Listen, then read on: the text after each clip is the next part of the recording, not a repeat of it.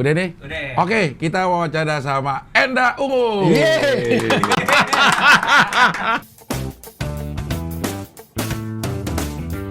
Ungu udah aktif lagi sekarang. Alhamdulillah. Itu Ungu berdirinya waktu itu ada katanya gabungan antara biru sama merah, gabung jadi Ungu. Iya benar. bener. Biru Amir. Gue gabung udah Ungu namanya. Udah Ungu. Karena kan gue dulu kru, Cing. Kru Katanya gua. teknisi gitar. Iya, gue teknisi gitar di Ungu. Terus gue ceritanya dulu gue kan tinggal di rumah gitarisnya awalnya. Ya gue Onci. bukan Onci. bukan, ada namanya Eki, Mas Eki. Terus gue tinggal di rumah dia, terus gue bantu bantu dia bersihin gitar apa segala macam. Ya gue jadi kru anak-anak lah ya. Kan dulu Ungu manggung dari kampus ke kampus. Belum ada cuma Maki personil tetap sampai sekarang. Iya, jadi itu habis itu. Tapi udah pasca. Belum. Aryo ya. Waktu itu Michael namanya. Aryo keluar ganti Michael. Terus habis itu udah pas-pasnya masuk, nggak lama setelah pasnya masuk, gue jadi additional gitar. Udah habis itu rekaman, tiba-tiba gue nggak tahu tiba-tiba kenapa gue jadi gitarisnya.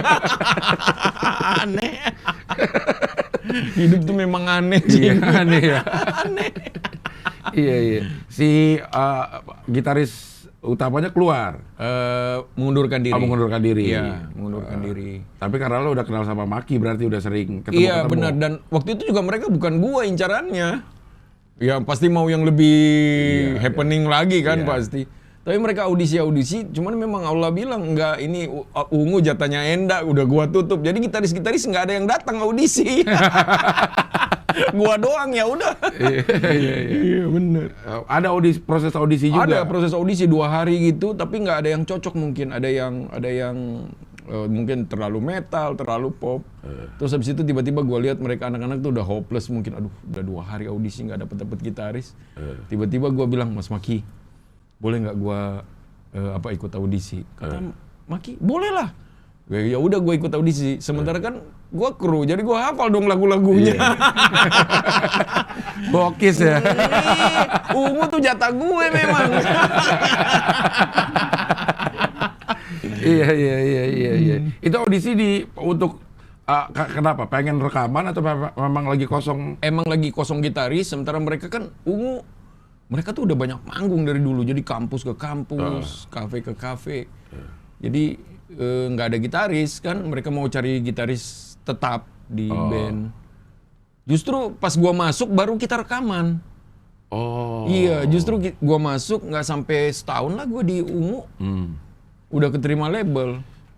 Emang udah jatah rezekinya ya? Emang udah jatah rezeki gue, Cing. Tapi nggak bersyukur karena lo belok-belok jalan hidupnya. Boleh lah. Boleh cerita di sini. Boleh lah, terserah kalau mau cerita. Ya namanya manusia. Iya kan? Kadang emang kita diuji sama musibah, ada juga orang yang kebagian ujiannya itu sama nikmat. Bener banget. Justru kalau ujian musibah, udah pasti kayak misalnya kayak gue nih ya, Cing. Gue cerita bahwa gue terlahir sebagai, ya gue miskin dari kecil, nggak bisa apa-apa. Gue ngelihat orang lain beli motor, gue ngelihat orang lain ke sekolah bawa mobil. Gue nggak bisa, gue jalan kaki naik angkot. Tapi gue udah tahu itu menurut gue ya musibah, kemiskinan itu musibah buat gue. Tapi ya gue berpikir bahwa ya sudahlah, namanya juga miskin, mau dipaksa juga yang ada kita masuk penjara jadi tukang rampok, tukang apa kan. Justru gue kuat untuk menghadapi kemiskinan ini. Tapi di saat gue dikasih uang, dikasih gaji dari Ungu, gue justru malah nggak kuat, bro. Hancur hidup. Rehab. Aduh, malah hancur ya. Kelihatan orang di luar ngelihat kita oke-oke aja. Iya, dia nggak tahu. Aduh, itu kenapa sih ada orang yang bisa nggak kuat sama nikmat ujian gitu? Apa ya? Apa yang bikin kayak gitu kalau di kasus lo, enggak? Kalau di kasus gue bilang gue norak, kaget. Jadi dapat uang kaget gitu loh. Bayangkan, Cing, hari ini gue masih nggak punya uang apa-apa. Tiba-tiba meledak Lagu Demi Waktu yang gue cuma coret-coret sembarangan. Tiba-tiba meledak, berbelas-belas juta kopi kemana-mana. Terus tiba-tiba gue terima uang miliaran. Dan gue nggak tahu mau ngapain ini satu miliar. Coba kita pikir 1 miliar itu kan 1.000 juta, Cing. Iya. Banyak loh. Dulu Gebokan 1 juta ada 1.000 iya, ya. ada 1.000. Lu bayangkan aja. Gue liatin uang gue mau apain ini uangnya. Ya udah, mulailah itu. Akhirnya salahnya gue waktu itu gue mengganti pergaulan gue. Bukan mengganti, gue tidak meninggalkan pergaulan gue yang lama, tapi gue menambah. Gue upgrade pergaulan gue. Jadi gue bergaul dengan orang-orang yang udah di atas gue hidupnya. Jadi gue mulai beli mobil bagus. Gue malu kalau gue nggak pakai baju bagus. Terus gue malu kalau gue nggak pakai mobil. Terus gue mulai belajar nyentuh narkoba dan lain-lain. Lebih intens lagi. Kayak dulu sih narkoba, cuman ya mungkin karena dulu nggak ada uang, jadi ya lebih bela nasi ketimbang narkoba. Iya kan? Boro-boro beli narkoba, nasi di warteg aja ngutang. Nasi di warteg kayak setengah lo mau mabok. Pakai kuah lagi. Kuah sama tempe satu. Bu, mau mabok lo. Laper aja udah untung lo. Tapi ada yang bilang juga kadang-kadang memang kan bandel itu harus dibeli. Bandel itu ada harganya. Iya, benar. Begitu kita punya duit, kadang-kadang kita ada rasa pengen balas dendam, dulu gua nggak bisa. Bener banget. Itu emang lo rasain juga itu? Gua rasain juga. Kayak gua sepatu lah ya. Iya. Zaman dulu gua harus nabung untuk beli satu sepatu itu ada kali setahun. Untuk beli sepatu yang ori ya. Gua seneng banget sepatu kan. Nabung, ya gua sisihin dapat uang 100.000. Sisihin 20.000, tabung 20.000. Lah zaman dulu beli sepatu 2-3 juta, ngumpulinnya setahun berarti, Cing. Iya kan? Jadi di saat gue punya uang, gue merasa bahwa 1 juta, 2 juta, 3 juta ternyata nggak begitu berarti buat gue gitu loh ya. Gue gajinya sekali manggung bisa dapat 10-20 juta gitu ya. Nggak apa-apa lah gue beli sepatu 5 juta. Nah gue beli sepatu segitu, akhirnya naik lagi dan makin hari makin banyak. Akhirnya nggak kepake juga, iya kan? Gue ngeliat gila ya, boros banget hidup gue ya. Nah itu kan juga kesalahan menurut gue. Dan itu sepatu kalau disimpan suka nyoplok sendiri gak sih? Nyoplok, nggak dipakai kan? Gue ada caranya, Jing. Gimana sih itu? Gue juga sering itu. Lu abis beli, langsung pakai. Harus pakai langsung injek tanah.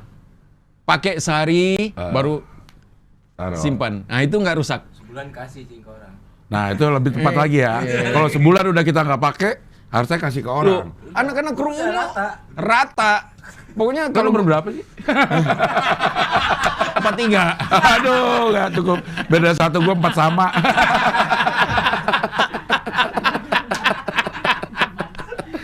Aduh, iya. Tapi itu memang perjalanan hidup yang akhirnya bikin kita suka sadar ya.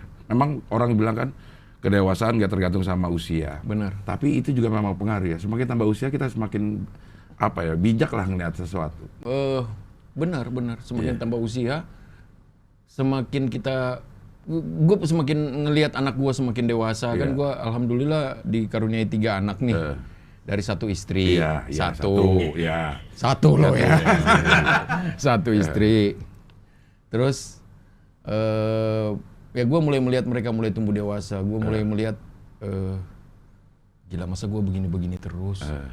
Itu loh. Boleh lah jadi bapak yang rock and roll, tapi ya hidupnya ya jangan rock and roll banget gitu loh. Karena anak gue butuh, kalau masa depan sih alhamdulillah udah dipersiapkan dari dulu. Tetapi anak gue butuh kompas, butuh figur untuk dilihat gitu loh. Jadi ya gue mulai nyadar di situ. Kapan itu? Tahun-tahun, kalau disebut tahun berapa? Sebenarnya sih titik balik gue yang benar-benar gue udah malas ngapa-ngapain, gue malas pergi ke klub lagi, gue malas hahaha di sana sini lagi.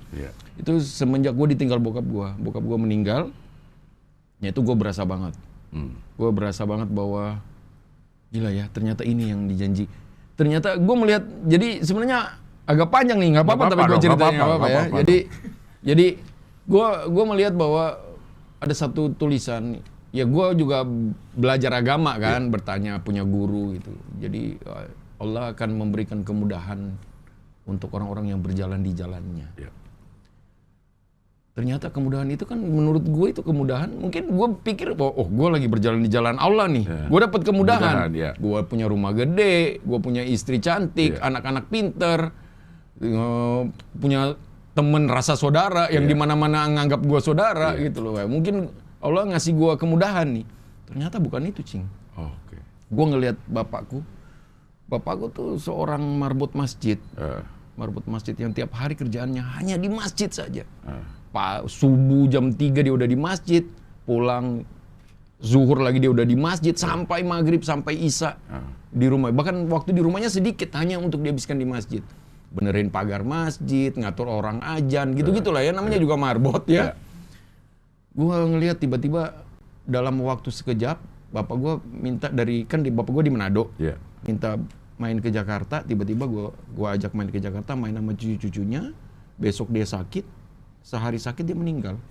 Dan itu dia meninggal ditungguin sama 3 orang anaknya, sama istrinya, ibuku, sama menantu-menantunya, sama cucu-cucunya. Dia meninggal dalam keadaan enak banget, padahal dia bukan siapa-siapa, ya kan? Dia dikuburin sama 3 anaknya, dia dimandikan oleh aku anaknya, dikafanin oleh anaknya. Pokoknya semua serba enak, dia haji, dihajikan oleh anaknya. Kalau kita haji sendiri enak gitu loh, tapi apa lebih bangga lagi kita kalau dihajikan sama anak kita. Iya kan, rasanya gimana gitu ya. Gue melihat bahwa Allah menjanjikan kemudahan banget. Apa sih hidupnya nggak kayak gua? Dia bukan seorang yang terkenal, tiba-tiba dia meninggal di hari Jumat di tanah yang bukan tempat dia hidup. Dia disolatin oleh banyak orang. Padahal nggak kenal juga. Nggak kenal. Nggak kenal. Orang-orang yang nyolatin itu ya? Orang-orang yang nyolatin, karena dia meninggal di hari Jumat kan. Jadi pas dia disolatin, orang-orang langsung nyolatin bareng gitu loh. Ya gue di situ titik balik gue. Gue merasa bahwa kayak gini, Cing. Gue seorang yang ndak ungu loh. Ternyata gue bukan siapa-siapa. Di saat gue hilang dia, gue hilang kompas. Yang tadinya kalau gue susah gue telepon dia, Pap, gimana kabar, gini-gini, ngobrol apa hal-hal yang basic gitu loh. Kalau mungkin bapak gue nggak ngerti soal gitar, soal syuting, soal apa. Tapi hal-hal yang basic yang menggerakkan orangnya untuk datang syuting itu yang bapak gue bikin gitu loh, perkataan itu. Nah, gue kehilangan figur yang itu gitu loh. Gue bilang, gila ya. Kok ini ternyata gue bukan apa-apa. Ternyata gue bukan siapa-siapa. Semenjak lu nggak ada, gue bukan siapa-siapa ternyata. Gue duduk, merenung aja. Gue bilang, ternyata ini hidup ini gue harus berubah. Gue nggak mau kejadian ini terjadi di anak-anak gue. Gue nggak mau anak-anak gue di saat gue nggak ada, anak-anak gue tidak merasa seperti gue rasain sekarang gitu loh. Meskipun gue merasa bahwa gue membelajarkan anak gue apa yang mereka mau, ya gue beli aja. Mau ini, beli. Mau itu, beli. Enggak gitu loh. Karena malah kadang-kadang gue suka berantem sama istri gara-gara terlalu boros terlalu boros dan terlalu sayang, terlalu manja. Ya. Lu terlalu manjain anak-anak, apa aja minta dikasih. Karena jujur aja gue juga nggak mau ngerusak waktu. Gue jarang waktu sama anak-anak. Atau itu cuman pembelaan kita sebagai orang tua yang nggak ada waktu, nggak ada ini. Itulah. Kita lampiaskan dengan lo mau apa gue kasih. Itulah. Itu juga bisa jadi. Karena gue juga jarang waktu bersama sama anak-anak. Quality time-nya gitu iya, ya. jadi di saat gue punya quality time, tiba-tiba mereka minta, terus gue nggak kasih, terus mereka ngambek. Gue nggak mau ngerusak waktu itu, Cing. Oh, iya. Jadi gue, ya sudahlah beli, yang penting lu jangan ngambek deh. Kita ketawa-ketawa deh. Jadi lu harus merasa walaupun waktu lu sedikit sama gue, lu akan seneng kalau sama gue. Nah itu gue salahnya di situ, mungkin gue salah. Tapi apakah anak-anak gue akan seperti gue gitu loh, yang kita duduk bertiga, anak-anaknya yang kayak gue sama adik gue 2 orang, duduk malam-malam. Gue bilang, kelemahan kita ini adalah kemiskinan, gue bilang. Dari kecil kita hidup miskin bertiga, tapi sekarang kita sukses, gue bilang. Kita bertiga sukses, lu kerja apa, gue kerja apa. Gue bilang, bapak deket sama gue selama hidup. Ini baru 1 hari meninggal nih, besoknya gue ajak ngobrol. Gue bilang, bapak selama 1 hari hidup sama gue nggak ninggalin apa-apa. Gue bilang, kita miskin. Tapi malam ini gue ajak lu berdua ngobrol, gue mau bagi-bagi harta. Gue bilang, gue keluarin plastik karena gue yang jaga kan, plastik, tas plastik gitu. Ada kain sarung bekas dia pakai terakhir. Ini kain sarungnya buat lu, tasbihnya buat gue, picinya buat gue, ini handphonenya buat lu, gitu-gitu.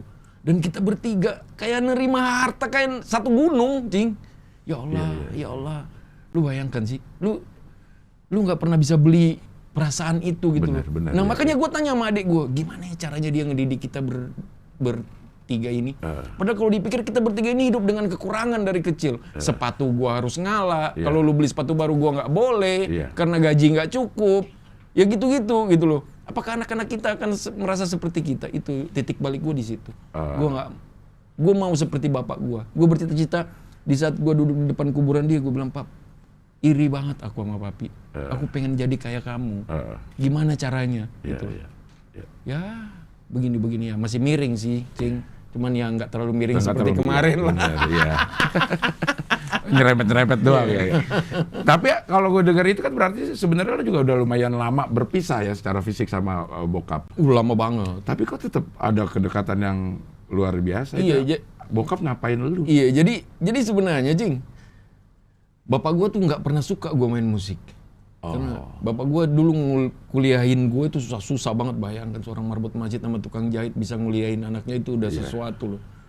Dan salahnya gue kuliah cuman pengen lulus aja, yang penting udah sarjana nih, Pap, udah sarjana gue, tapi gue tetap main musik. Gue kuliah hukum tapi nggak belajar hukum. Gue main hukum tangga nada. Iya, ya. Hukum tangga nada. Iya. Terus abis itu tiba-tiba gue merantau ke Jakarta tuh, dia marah banget dia marah banget. Dan nggak ngobrol lama sama gue. Jadi pas gue merantau ke Jakarta tuh dia nggak ngobrol lama, sampai akhirnya waktu gue udah mau keluar album Mama Ungu, gue minta maaf. Gue telepon dianya, gue bilang, Pap, kita harus maaf-maafan. Gue bilang, ya kalau gue sama bokap kayak gitu ngobrolnya. Jadi gue bilang, Pap, ya sudah ditakdirkan papi jadi bapakku, aku jadi anaknya papi. Walaupun papi kadang-kadang juga nggak suka sama aku juga kadang-kadang juga nggak suka sama papi. Tapi takdir ini sudah menyatukan kita, aku bilang. Jadi kita harus maaf-maafan, nggak kebuka nih jalanku, Pap. Habis mentok kiri, mentok kanan. Benar dia maafin, oke, gue maafin. Akhirnya alhamdulillah gue berhasil di Ungu. Ya gue ajak-ajak dia lah. Ya dia mungkin kadang-kadang kalau gue tur kemana ke Surabaya, Pap, gue mau ke Surabaya nih, ikut yuk. Ya udah, gue manggung sama Ungu, dia tinggal di kamar, jalan-jalan sendiri. Nah itu cukup lama lo melakukan itu? Lama. Bahkan waktu sebelum beberapa maboknya kapan kalau ada bokap? Diem-diem lah. Diem-diem lah. Paling takut kita. Tanya sama itu tuh. Waduh, kalau udah merah muka, cuci muka dulu, bro. Lu jangankan minum, Cing. Jangankan narkoba tuh minum. Ngerokok di depan dia nggak pada berani, anak-anak Ungu itu. Matiin semua. Sampai akhir-akhir? Sampai akhir-akhir. Sampai segitunya. Gue nggak tahu. Ya mungkin, ya dibilang pemarah juga. Enggak ya, Ji ya? Enggak, ya mungkin gue pengen jadi kayak dia gitu loh. Bagaimana menyentuh orang dengan... Menyentuh dengan bahwa... Ya gue seorang bapak, lu salah gue marah, lu nggak salah, ya gue sayang sama lu, gitu loh. Ya jadi bagaimana, jadi semestinya bagaimana seorang bapak lah. Walaupun secara fisik nggak selalu berdekatan ya? Nggak selalu berdekatan, tapi memang bonding itu terbangun terus. Nah itu yang gue sampai sekarang juga selalu bertanya, bagaimana dia didik kita nih ya? Padahal dipikir patah-patah tangan gue, Cing. Kalau dulu gue paling dilarang, lu tau nggak apa? Kalau gue pinjem baju sama orang, kan gue dulu suka pinjem baju nih, jam-jaman dulu, bro pinjem dong baju, mau ngapel nih, nggak ada baju baru nih. Iya kan, suka gitu, tuker-tukeran sepatu. Untung nggak punya baju, kalau nggak punya pacar, pinjem pacar. Gawat itu. Gue mau ngapel ya. Gawat itu. Pacar pinjeman. Nah itu marah banget bokap lo kalau tahu pakai benda orang gitu. Iya, kalau gua ketahuan pinjem orang, dia marah banget. Satu waktu mungkin temen gua mau pinjem gua baju. Nah padahal bokap gua nggak apa-apa kalau baju gua dipinjem orang, bokap gua oke. Tapi lu jangan pinjem baju orang. Tiba-tiba dia keluar kamar ketemu bokap gue, terus bokap gua bilang, ngapain? Oh, mengambil baju gue dipinjam Enda kemarin. Aduh, marah banget dia. Dia marah banget, dia pukul gue sampai patah tangan gue, sampai bengkok. Dibalok apa gimana sih? Bukan dibalok, bokap gue ya gitulah, orangnya agak gede, Cing. Oh, pantesan pada takut. Arnold Schwarzenegger gitulah. Ini mirip-mirip Arnold Schwarzenegger gitulah. Iya.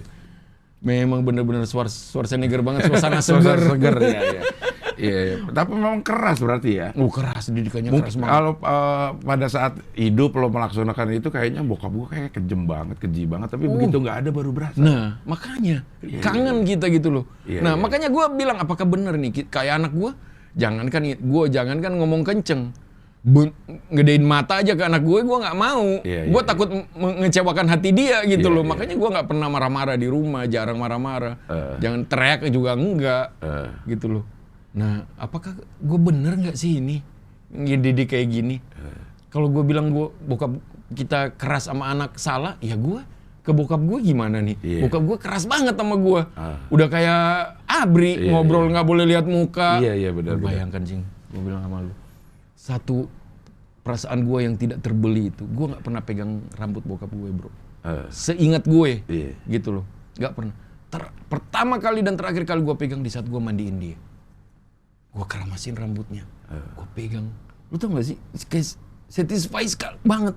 Gue bilang, ya Allah, kepala bokap gue, gitu loh. Tapi udah nggak ada gitu loh. Udah terakhir kali tuh gue belai kepalanya, gue belai, ya Allah. Lu bayangkan tuh perasaan hancur, campur iba, campur sedih, campur kesel, udah bercampur aduk di saat gue pegang kepala bokap gue itu tuh. Ya segitunya. Tapi lo pernah ngomong sayang?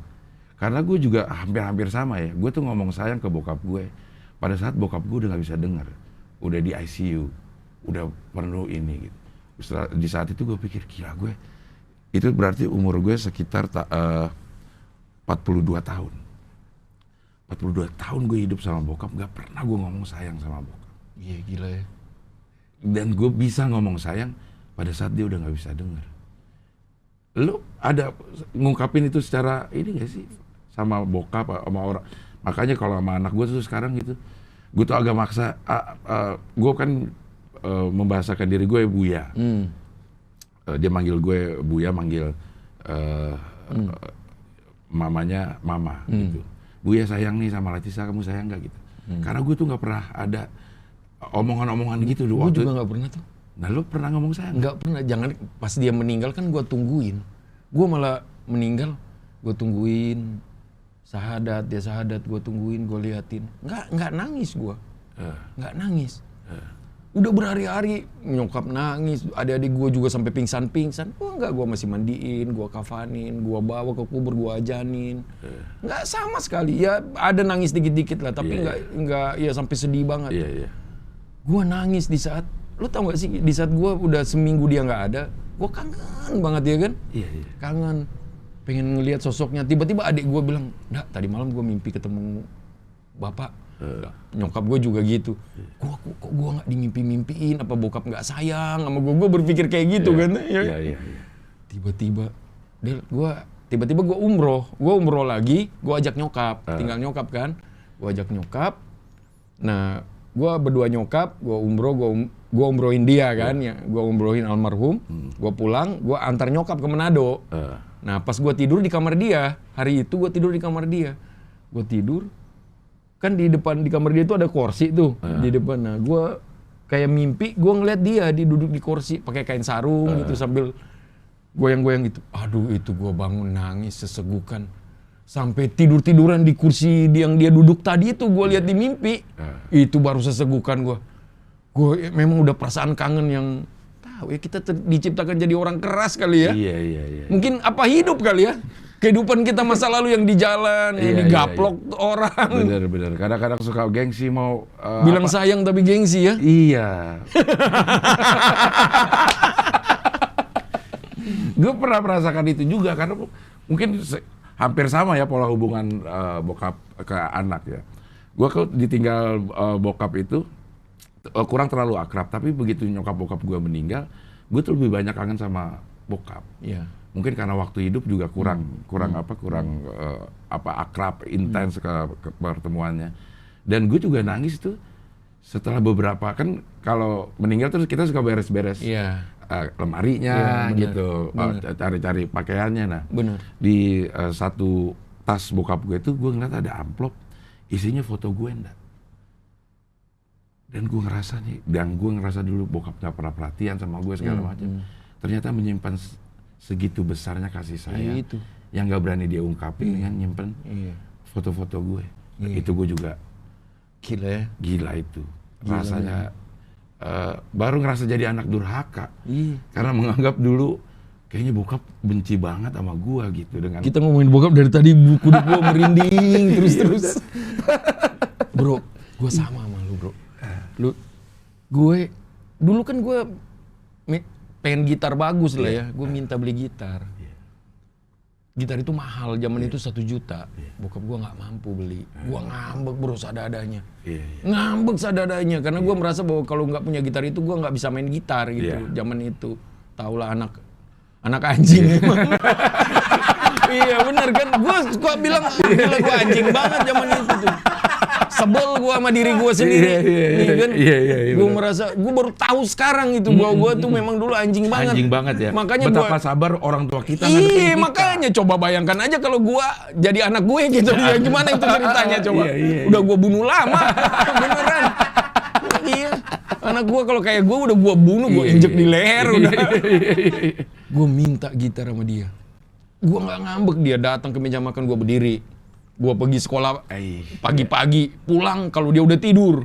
Pokoknya gue nggak mau ketemu dia berbulan-bulan. Gue baru tahu pas gue udah gede. Ternyata dia mempergunakan berbagai macam cara biar gitar itu bisa dikredit. Ternyata gitar itu nggak bisa dikredit. Dan emang ya nggak bisa dikredit karena itu jual cash di toko. Nah ya udah nggak kebeli. Ya bokap udah merelakan bahwa gue nggak punya gitar. Dan sekarang gue sedih di saat gue ngeliat gitar gue banyak. Gila ya, gue jahat banget sama bokap gue. Makanya gue bilang gue ini anak anjing. Iya kan?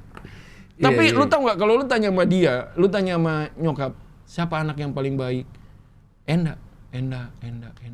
Gue nggak tahu apakah memang udah jadi doa dia karena gue emang terlalu anjing. Jadi didoain jadi baik. Baik, iya. Iya mungkin. Paling jadi anjing yang baik lah ya.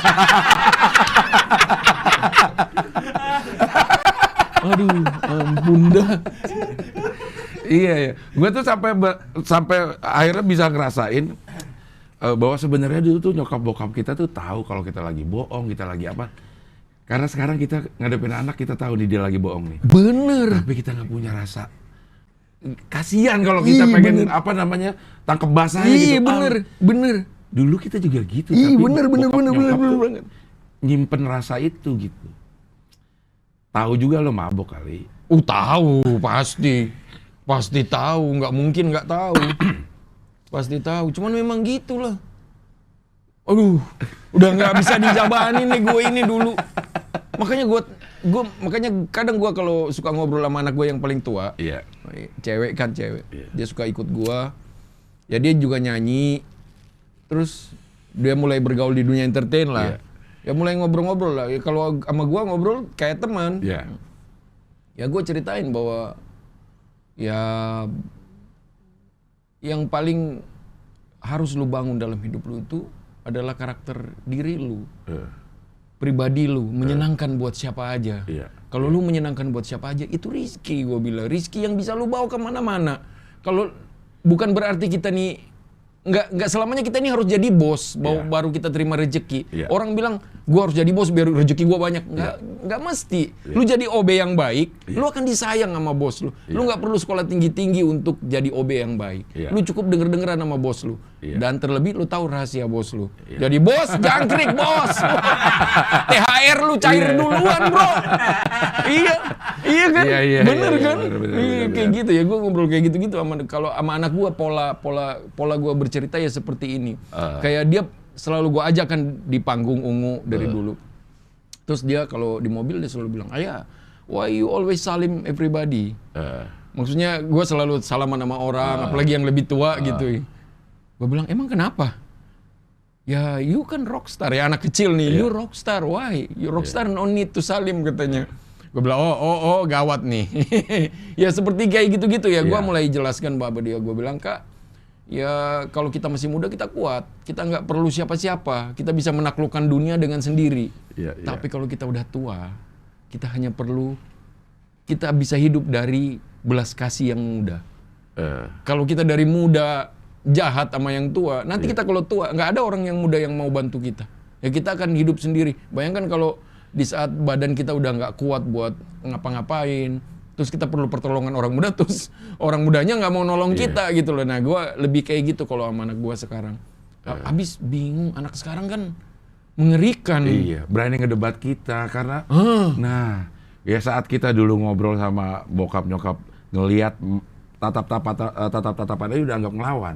Bener. Kalau sekarang mereka tuh berani ngedebat. Berani. Jangan kita marah ke dia tanpa ada alasan. Dia bisa marah balik. Iya kan, gawat. Iya, gue pikir anak gue daripada kita malu sendiri, ya sudah makanya. Iya.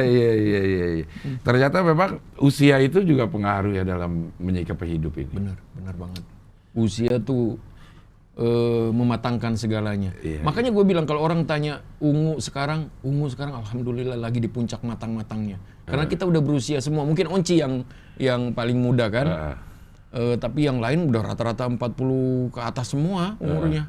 Dan kita lebih enak ngobrolnya berlima. Lebih kayak teman gitu loh, bahwa musik, kita kerjain musik dari kecil. Kita merasa bahwa di saat kita berlima memang batin kita berlima nyambung, apapun yang kita kerjakan do re mi fa sol la si do aja kita rekam, insya Allah trending. Iya. Tapi ya gitulah.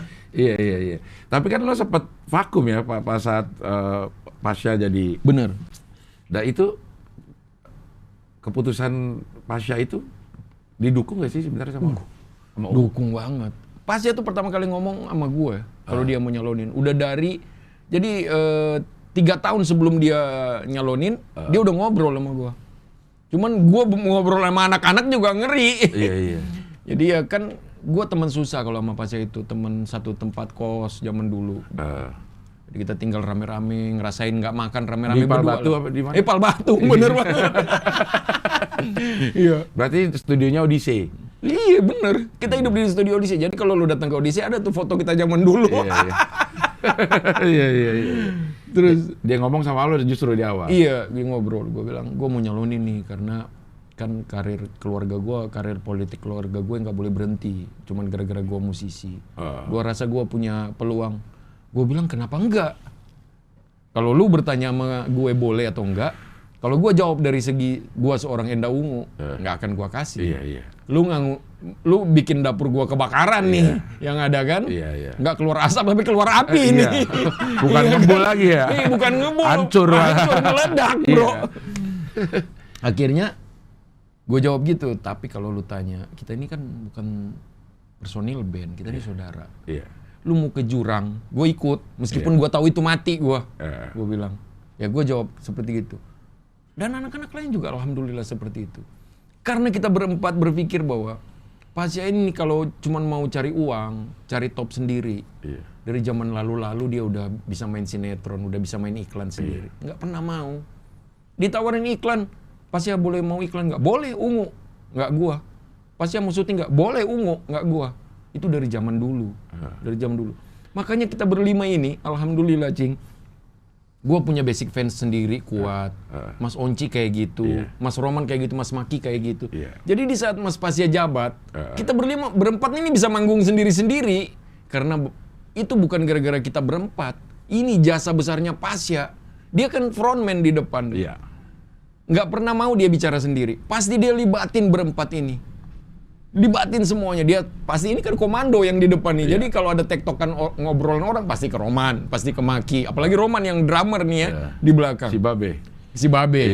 Ke Babe terus ngobrol. Babe nih yang dicengin pokoknya di Ungu Babe lah.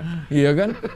Makanya rata di kita. Terus kita bilang alangkah egois banget kita kalau kita mau pakai dia terus buat bikin dapur kita ngepul. Sementara dia punya cita-cita lain. Kenapa nggak kita tunjang gitu loh? Ya udah, kita berempat berkeputusan bahwa silahkan kalau mau nyalonin, kita berempat malah turun ke Palu. Insya Allah, karena zaman dia mau nyalonin itu, Cing. Aduh, itu cibiran orang minta ampun. Iya. Nggak akan pernah, nggak ada sejarah pemusik jadi pemimpin apa di daerah, jadi wali kota lah, nggak pernah ada sejarah. Nah, kita berempat bikin sejarah baru. Kita bilang kita tunjang walaupun nggak ada uang. Waktu itu mau kampanye susah uang loh. Ya beliau juga tahu bagaimana. Ya kampanye juga butuh uang kan. Betul, ya. Alhamdulillah waktu itu kita berempat tuh ke Palu sampai berbulan-bulan bolak-balik Palu bolak-balik. Menang telak, Cing. Menang telak. Iya kan? Dan kepilih, habis kepilih kan otomatis ya secara ini Ungu vakum. Vakum. Nah itu gimana? Nggak jadi masalah. Karena dia terpilih. Dan dia juga masih sediain waktu. Dia bilang jangan berhentiin gua dari Ungu. event gue udah jadi wakil wali kota, gue masih tetap akan cari waktu manggung. Kita masih tetap manggung, cuman nggak publikasi ya. Kita sebenarnya kan nggak ada aturan melarang bahwa jadi wali kota, jadi bupati nggak boleh nyanyi, nggak boleh ngeband ya. Buktinya mereka juga kalau datang ke acara-acara juga disuruh nyanyi. Hampir tiap hari. Nyanyi dulu, apalagi kalau pas ya yang wali kota lu.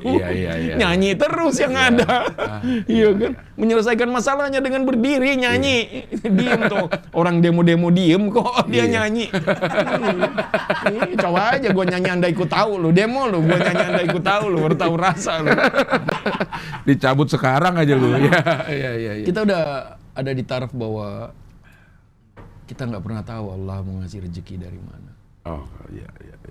Kalau kita percaya sama bos kita yang di atas, mau ada badai setinggi Krispati. Mau ada badai setinggi Krispati. Jangan pernah takut. Sama badai gua takut. Kalau badai Krispati enggak, bos. Kita udah ada di taraf itu, Cing. Ini semua nih, Ungu punya pandangan hidup kayak lo sekarang. Amin.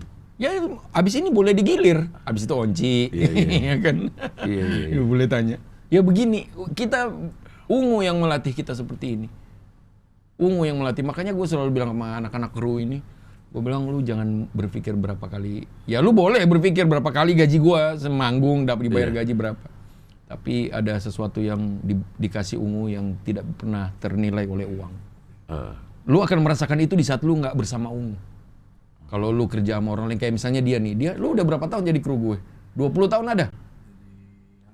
Hampir 2004 awal. 17 tahun lah. 17 tahun sama gua, Cing. Dia nih kalau keluar dari gua gitu misalnya, mau kerja di gitaris mana? Bekas gitaris siapa? Bekas kru siapa? Kru Enda, Ungu. Berapa tahun? 17 tahun. Ya udah sini lu kerja sama gua aja. Berarti lu udah ngerti semua. Iya kan? Seperti itu. Nah, itu kan sesuatu yang tidak bisa dibeli pakai uang. Itu yang dikasih Ungu gitu loh. Ya sama seperti kita berlima menyadari bahwa Ungu tidak hanya memberikan kita rezeki. Kenapa tidak kalau kita menunjang Pasya untuk mencapai cita-citanya? Dia lebih senang, dia lebih sayang Ungu. Buktinya sekarang kan dia udah nggak jabat lagi. Balik ke Ungu lagi, fresh lagi. Bawa segudang lagu. Ternyata selama di Palu dia bikin lagu banyak. Nih bro, lagu gua. Wah, bagus-bagus lagu lu. Ya seperti itulah. Allah kasih rezeki untuk orang-orang yang selalu, ya dalam arti kata,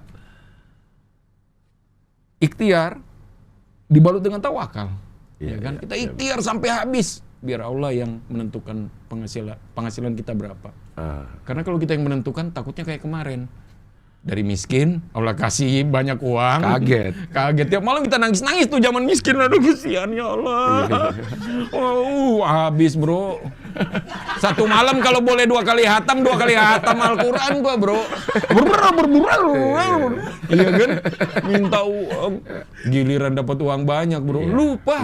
Alif segede buat batang kelapa. Apa nih ya? Alif ternyata. Lupa bro. Udah lahirnya manusia seperti itu kan. Takut. Udah sekarang udah jangan. Sepemberian Allah aja. Iya. Ungu pernah bubar gak sih? Enggak pernah. Ungu pernah bubar? Enggak pernah. Personilnya keluar begitu? Enggak ada. Di personil terakhir nih ya? Di formasi terakhir? Ini, dari demi waktu sampai sekarang ini. Jangankan personil utamanya, krunya nggak pernah ada yang ganti. Dari zaman kita pertama kali. Dia gue bayar 12.000 apa berapa puluh ribu gitu. Iya. Pas ikut gue. Sampai pas gue mau kasih gaji dia, gue minta maaf. Nggak cukup nih kayaknya buat beli Indomie. Gue bilang, Ji, maaf ya. Iya. Sekarang udah alhamdulillah 20.000 ya. Naik 8.000. Naik 8.000. Iya, artinya Ungu apa udah bukan cuman grup musik. Bener. Ungu adalah hidup lo udah sekarang. Udah nama belakang gua kan udah Enda Ungu, bukan malah nggak pakai nama pemberian bokap gua. Udah pakai Enda Ungu kemana-mana. Malah kadang-kadang gua bertanda tangan Enda Ungu. Gitu loh. Kenapa gua nggak pakai marga gua gitu, Kusuma atau apa? Nggak pernah. Ya gua pakai Enda Ungu aja, jadi marga gue. Yang lahirianya artinya ya Ungu tuh udah hidup gue ya, udah keluarga gue. Jadi ataupun gua nggak ngeband ya gua akan tetap Ungu. Pakai Ungu ya. Iya. Ya seperti itulah. Mungkin senior kita zaman dulu juga mungkin begini kali ya. Iya. Iya pasti kan. Kayak Mas Ian Antono. Om IE, iya kan? God bless berarti punya pengaruh. Gokil itu ya. Gua ngelihat di Instagram mereka kan, gua follow Instagram mereka. Buset, opa-opa. Malu gua kalau gua ngeluh sakit pinggang. Malu. Gila opa-opa masih. Wah. Soja gua. Ampun. Iya. Lo target yang paling dekat apa? Sekarang lo hidup ikutin aja apa ada target yang masih belum tercapai? Target gua enggak sih, gua pengen minta kesempatan aja sama Allah. Biar Untuk gua umur panjang. Biar bisa gua menemukan jawaban dari hidup gua bahwa yang paling mahal yang kita nggak pernah bisa beli adalah kesempatan. Kita bisa membeli mobil, bisa membeli rumah, tapi kita tidak pernah bisa membeli umur. Kita hari ini minta rumah gede, oh Allah luaskan rumah gue pengen rumah yang segede lapangan. Tiba-tiba rumah segede lapangan, ternyata jadi kuburan kita. Kita nggak pernah tahu kan. Yang paling mahal, makanya doa gue udah gue persingkat aja. Setelah selesai sholat, ya Allah, kesempatan. Gue masih mau melihat putri gue menikah. Gue pengen main sama cucu gue. Udah begitu, udah tua. Ya mungkin lo juga begitu kan? Iya. Bapak pengen dikasih kesempatan itu memang harus pas. Karena kalau kekecilan namanya kesempitan. Mantap. Jangan sampai kesempitan. Kesempitan, iya. Tapi lo ada rasa ini gak sih? Kita sebagai laki-laki yang dulu menghadapi anak kita yang cewek. Terus kalau ketemu, udah punya pacar belum? Udah mulai. Lo ada rasa khawatir gak? Ada lah. Bapaknya bandel dulu. Karena kan kita tuh suka memproyeksikan diri kita sama si laki-laki itu. Jangan-jangan kayak dulu gue. Nah maka dari itu gue liatin anak. Lu jangan bohong. Lu belum apa-apanya lu dibanding gue kan. Iya. Gue bilang dulu gue ada pedang nih. Waktu dia lahir gue ada pedang. Semenjak dari dia lahir itu gue asap pedangnya. Sekarang udah jadi pisau pedangnya. Saking keseringan asanya. Iya. Tapi enggak lah. Gue bilang sama anak gue. Dia udah mulai tanya. Ayo anak-anak sekarang kan kalau duduk makan sama gue berdua. Dia nanya, Ayah, can I have boyfriend? Gue bilang, boleh lah, kenapa enggak? Harus yang kayak gimana yang ayah mau? Masih beruntung, masih mau nanya kayak gitu. Iya kan, kadang-kadang kalau kayak gue zaman dulu peduli setan, cewek gue mau kayak gimana gitu, iya kan? Iya. Masih tanya, ya aku selalu jelasin yang kayak gimana, yang gini-gini. Tapi bahayanya anak gue, dia bilang gini, aku mau boyfriendku kayak ayah. Ya seperti itu. Ya gue bilang ya nggak ada duanya kalau ayah. Iya kan. Ayah limited edition.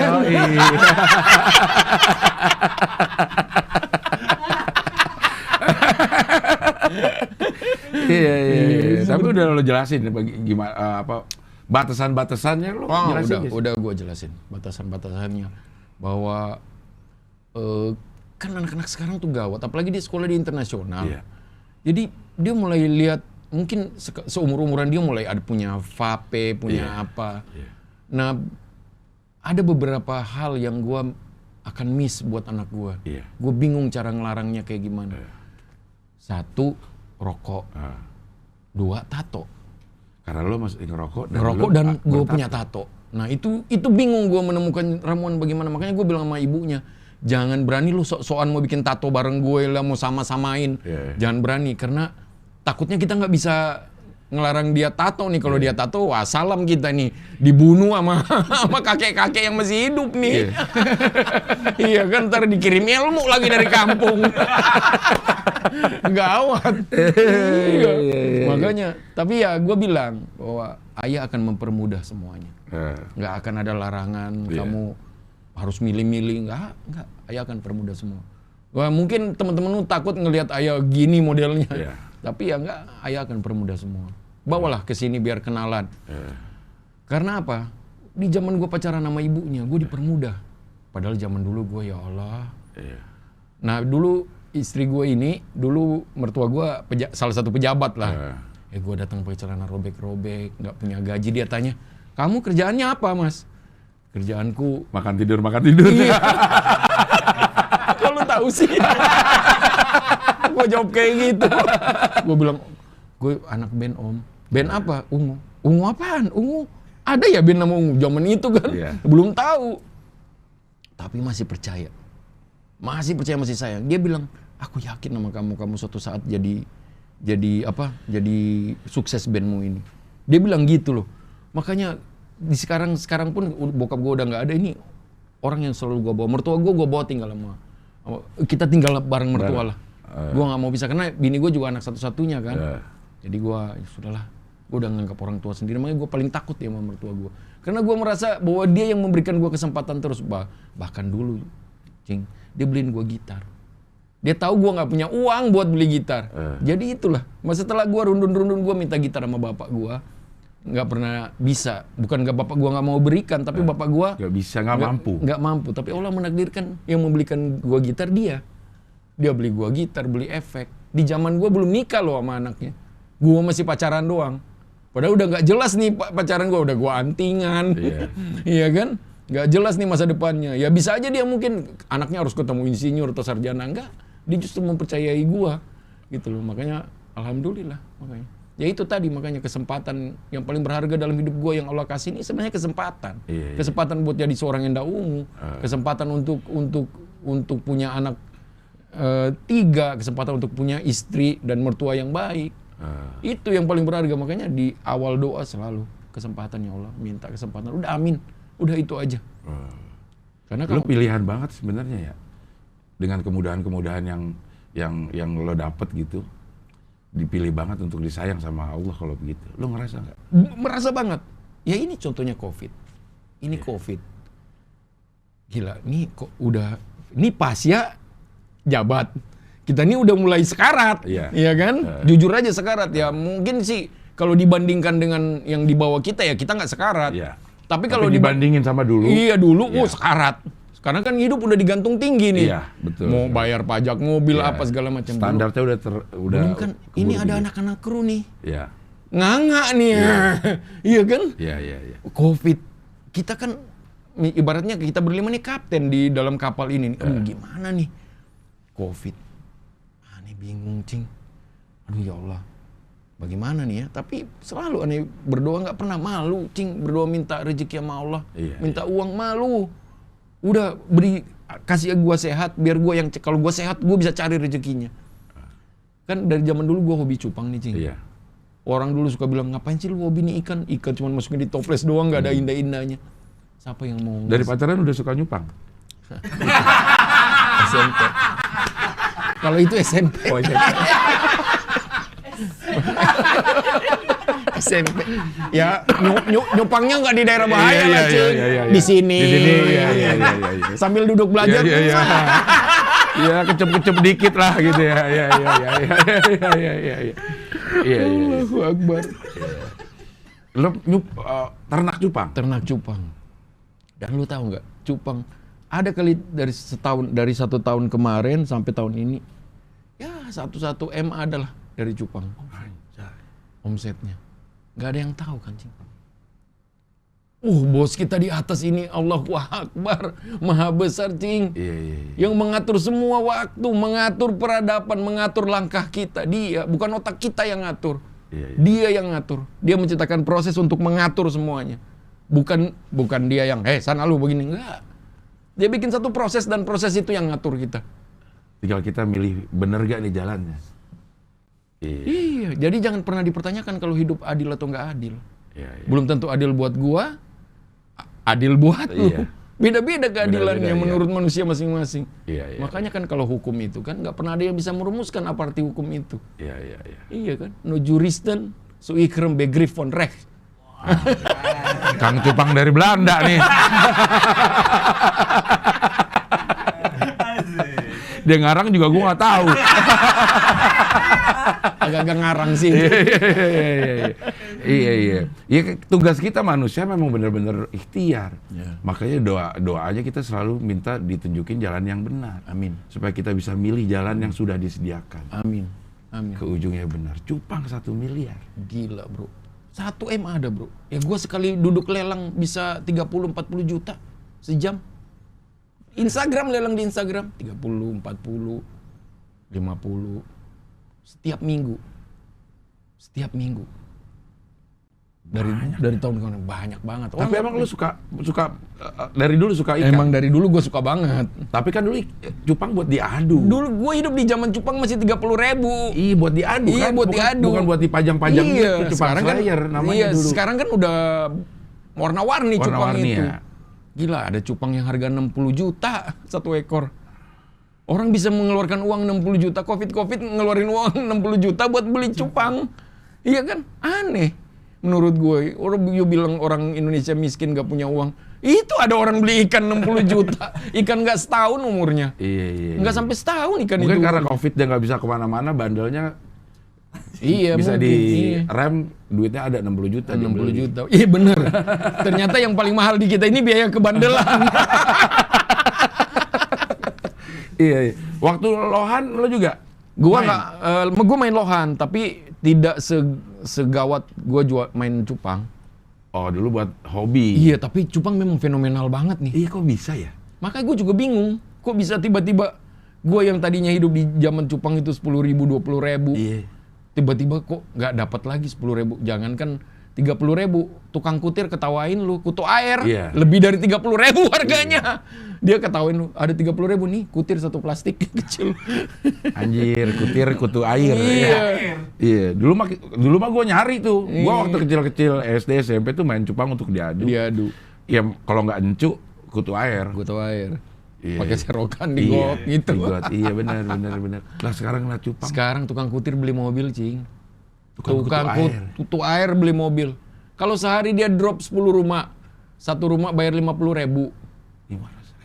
500.000 sehari. Itu 10 rumah loh. Kadang-kadang ada satu tukang kutir punya drop bisa 40-50 rumah. 50 peternak. Nah, satu peternak kan nggak mungkin cuma beli 50.000. Iya. Kalau ikannya ribuan, gua aja di rumah punya 5.000. Sekarang nih? Iya. Iya kan? Coba gimana? Di toples. Di toples. Kalau di toples juga Lubukan. jadi laku sekarang. Iya, tukang toples juga. Ada temen gue di Instagram jualan toples doang. Gue lihat hidupnya mewah banget. Anjing lu, jualan toples bisa semewah ini. Toples plastik. Padahal zaman dulu dia berkahnya kan pas mau lebaran. Iya. Kue buat isi kue. Sekarang dia tiap hari. Wow, drop toples satu truk. Mewah, mulai pamer-pamer kan. Kekinian mulai Instagramnya foto sepatu sama jam tangan.